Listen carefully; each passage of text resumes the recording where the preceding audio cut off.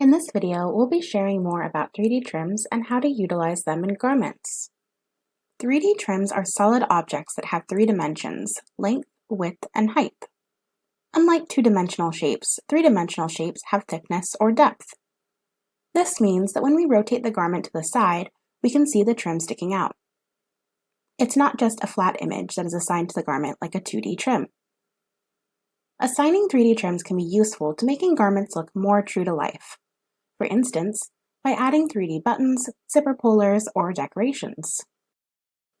3D objects are created externally using third-party 3D modeling software. You can have a 3D graphics expert in your company create these materials or purchase them from online sources. In the Browseware Cloud library, you can find some trims like bra hooks and draw cords available for download. The zippers and buttons are smart trims, which are a combination of 2D and 3D trims. This will be covered in more detail in a separate lesson. A 3D trim created externally can be brought into VStitcher as a piece assignable trim. The supported file types for 3D objects are OBJ and FBX. For more information, refer to the Help Center links on the lesson summary. Let's import this 3D half pearl. Once added, a customized 3D object dialog box is displayed, and we can see the 3D object in the 3D object editor.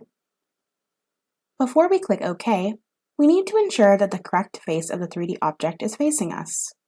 We can use the facing or vertical property to adjust this. We can leave the other default properties as they were.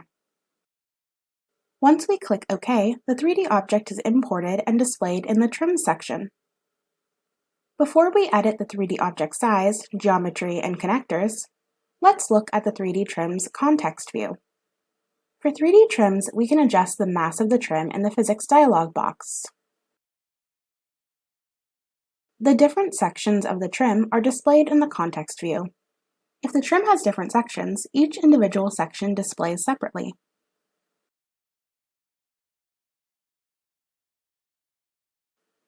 The other options are similar to the options available for other material types. If using the 2020 September edition and newer, we're able to add in maps like diffuse, specular, roughness, normal, and so on. If using an older version, the maps are disabled. Great, now let's jump into the 3D trim editor. There are two sections in the 3D trim editor: geometry and connectors. Geometry is about the size and orientation of the 3D object. Here we can adjust how large we want the 3D object to be by typing in the appropriate values for x, y, and z. X is the length, y is the width, and z is the height.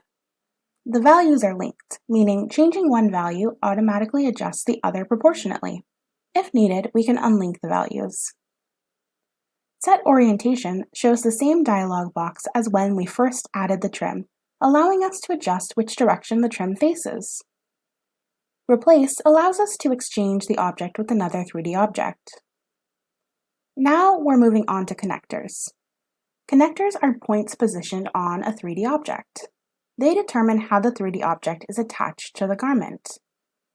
In other words, if the 3D object has no connectors, the 3D object would not be able to attach onto the garment and would fall off when the garment is simulated.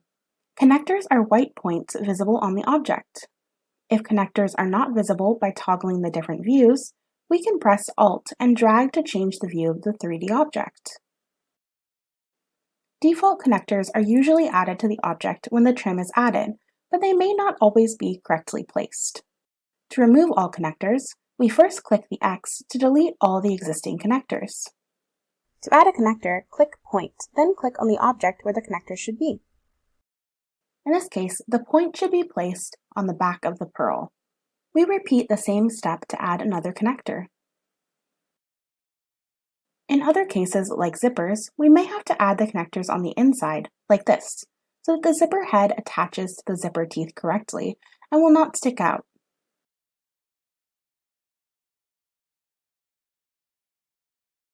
If we remove or edit connectors for an object that has already been assigned, it is recommended to assign the object again. Now let's look at what the 3D object looks like in the 3D window. To assign, we use the Assign tool, and we can adjust the position of the trims in the 2D window.